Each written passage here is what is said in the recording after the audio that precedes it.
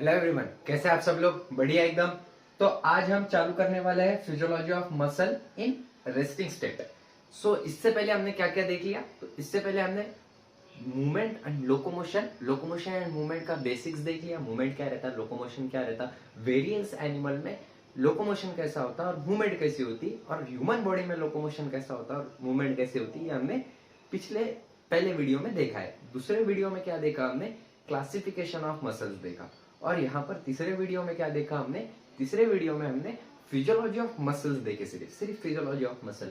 अब चौथे इसमें हम क्या देखने वाले हैं, चौथे पार्ट में या फिर चौथे लेक्चर में, कि physiology of muscle in resting state. मतलब जब मसल रेस्टिंग स्टेट में रहता, रिलैक्स रहता, तब उसकी फिजियोलॉजी कैसी रहती, तब वो कैसा वर्क करता, उसका स्ट्रक्चर कैसा रहता, ये सब इस वीडियो में हम देखने वाले हैं। वीडियो के एंड तक बने रहना अगर आपको ये पूरा कंसेप्ट समझना है और पूरा आउट ऑफ मार्क लाने हैं, तो वीडियो के एंड तक बने रहना आपका बहुत ज्यादा जरूरी है। तो हम स्टार्ट करते हैं इन अ रेस्टिंग स्टेट। अब हम रेस्टिंग स्टेट के बारे में फिजियोलॉजी पढ़ रहे हैं, तो हम रेस्टिंग स्टेट की बात करेंगे यहाँ पर। इन अ रेस्टिंग फेज, कौन से स्टेट में? रेस्टिंग स्टेट के फेज में एज ऑफ थिन फिलामेंट, मतलब जो थिन फिलामेंट की एज रहती, वो थिन फिलामेंट कौन सा है? यहाँ पर एक्टिन है, ठीक है, एक्टिन, ओके। तो जो थिन फिलामेंट रहता, वो partially overlap the free end of thick filament, मतलब वो पार्शियली ओवरलैप रहता किसके?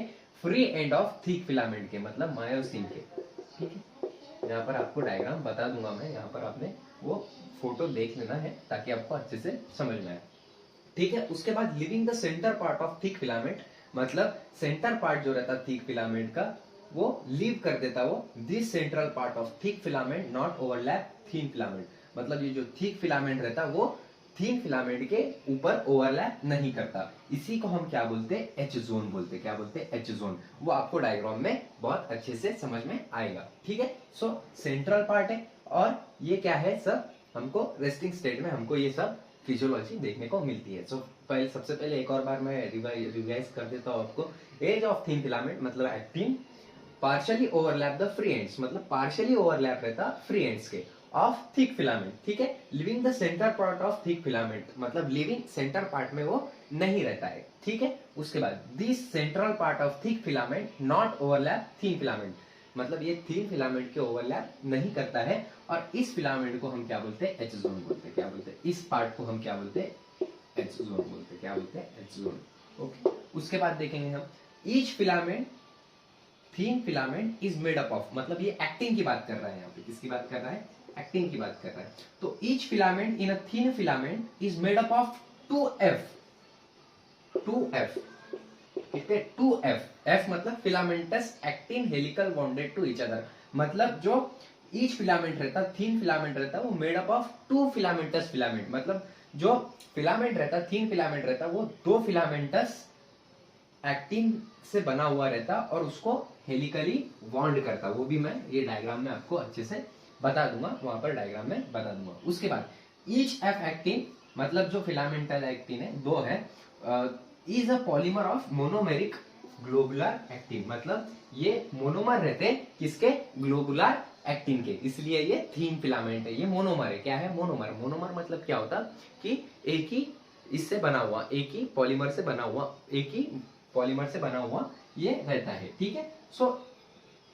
वो पॉलीमर को क्या बोलते हैं हम? ग्लोबुलर एक्टिन बोलते हैं। क्या बोलते हैं? Globular actin. उसके बाद 2 फिलामेंट ऑफ अनदर प्रोटीन, मतलब जो अनदर प्रोटीन रहते उसके 2 filament, two filament of another protein, मतलब 2 अनदर प्रोटीन के filament tropomyosin also run close to the F actin throughout its length, मतलब ये उसके ट्रोपोमायोसिन जो रहता है, ये भी एक्टिन का पार्ट है। किसका पार्ट है? एक्टिन का पार्ट है। कंफ्यूज नहीं हो जाना है कि मायोसिन लिखा है तो ये मायोसिन का पार्ट होगा, ये किसका पार्ट है? एक्टिन का पार्ट है। तो एक्टिन का पार्ट ये also run close to the actin through out its length, मतलब ये इसकी लेंथ से ये रन करता है, मतलब उसके पैरेलली चलता है, ठीक है। इतना समझ में आ गया होगा तो अब मैं मिटा देता हूं, इसके आगे का हम देखेंगे।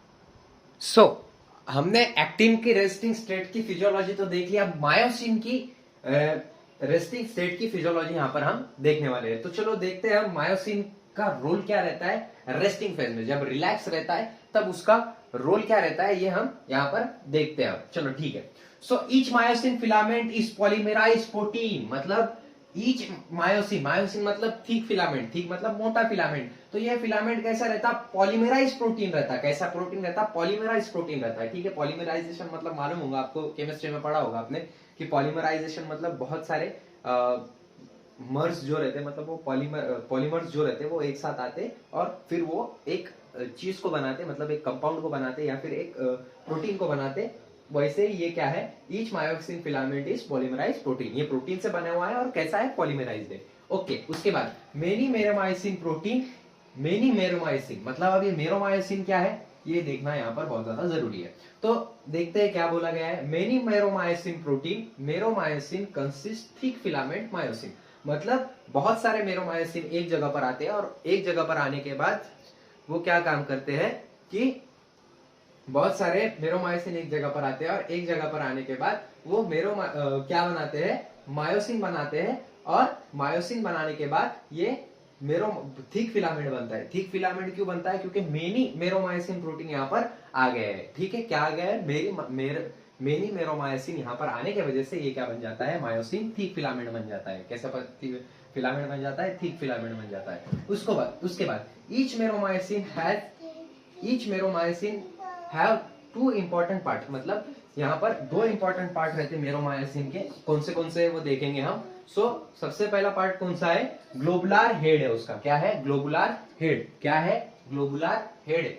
क्या है, ग्लोबुलर हेड। और दूसरा मेन पार्ट कौन सा है उसका, दूसरा मेन पार्ट है उसका एक शॉर्ट आर्म है और एक है टेल, मतलब ये दोनों एक ही इसमें आते हैं। तो एक ग्लोबुलर हेड रहता मेरोमायोसिन में और एक शॉर्ट आर्म और टेल रहता। ठीक है, जो हेड रहता और शॉर्ट आर्म, हेड और शॉर्ट आर्म, ये दोनों मिलके क्या बनाते हैं, एचएमएम। एचएमएम मतलब हेवी मेरोमायोसिन। क्या, हेवी मेरोमायोसिन। अब सिंपल है कि हेड और शॉर्ट आर्म आया, इसका मतलब यहाँ पर क्या बनेगा, हेवी मेरोमायोसिन बनेगा। क्या बनेगा, हेवी मेरोमायोसिन। यहाँ पर सिर्फ टेल है तो क्या बनेगा, लाइट बनेगा, मतलब कम वजन वाला। तो यहाँ पर क्या बनता है, लाइट मेरोमायोसिन। गुड। उसके बाद हेड एंड शॉर्ट आर्म, जो हेड रहता और शॉर्ट आर्म रहता, क्या क्या रहता, जो हेड रहता और शॉर्ट आर्म रहता, वो क्या करते, project outward at regular and distance from each other. मतलब ये हेड और शॉर्ट जो रहता वो रेगुलर और डिस्टेंस, रेगुलर इंटरवल पे और डिस्टेंस के इंटरवल पे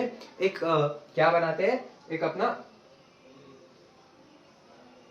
आउटवर्ड प्रोजेक्ट करते हैं। क्या करते हैं, आउटवर्ड प्रोजेक्ट करते हैं। और इस आउटवर्ड प्रोजेक्शन को हम क्या बोलते हैं, क्रॉस आर्म बोलते हैं। क्या बोलते हैं, क्रॉस आर्म। ठीक है, समझ में आया। उसके बाद मायोसिन जो रहता, मायोसिन का जो ग्लोबुलर हेड रहता वो एटीपेज एंजाइम को एक्टिवेट करता। अब एटीपेज एंजाइम क्या है, जहां पर एटीपी बाइंडिंग की साइड रहती और एंजाइम मतलब क्या होता, जो एटीपी को मिलने में काम में आता, मतलब एटीपी को एक्टिवेट करने के काम में जो आता वो एटीपेज एंजाइम है। तो एटीपेज एंजाइम क्या करता, वो बाइंडिंग साइड को क्या करता, अपने binding side of ATP and activate side of actin. मतलब ये जो एटीपेज एंजाइम है ये एक्टिवेट करता एक्टिन की साइड को, और एक्टिन की साइड को जब ये एक्टिवेट करेगा तब क्या होगा, हमारा मसल कॉन्ट्रैक्शन होगा, जिसकी फिजियोलॉजी हम इसके अगले वीडियो में बहुत अच्छे से देखने वाले हैं। सो यहाँ तक हमारा रेस्टिंग स्टेट खत्म होता है। आपको मैंने जो फोटोज के साथ समझाया है वो आपने, मेरे को ऐसा लगता है